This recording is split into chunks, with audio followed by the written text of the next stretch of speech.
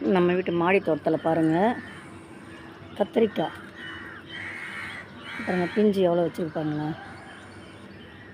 நேற்று நல்லா மழைங்க. நான் காலையில் போய் 6 மணிக்கு வீடியோ எடுக்கிறேன். இது நல்லா பழுத்துருச்சு. நாலு விதைக்காக விட்டுருக்கேன். இங்கேயும் ஒன்று பழுத்துருச்சு.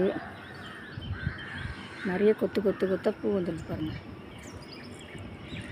வேரில் கூட நல்லா, வேர் பக்கத்தில் கூட நிறைய பூ வந்திருக்கு. அதே மாதிரி இங்கே ஒன்று வச்சுருக்கேன்.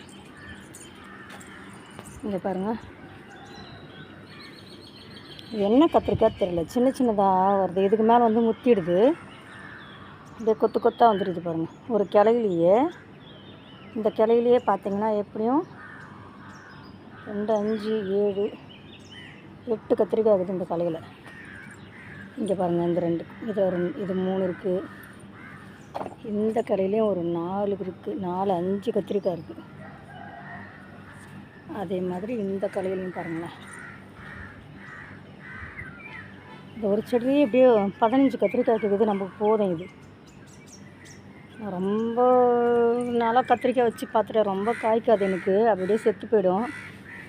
எனக்கு ரோஜாப்பூ வராது, கத்திரிக்காய் வராது, அதே மாதிரி கருவேப்பிலை வராது. இங்கே பாருங்கள், இது ஒரு குட்டி செடி, இதில் ஒரு காய் வந்திருக்கு.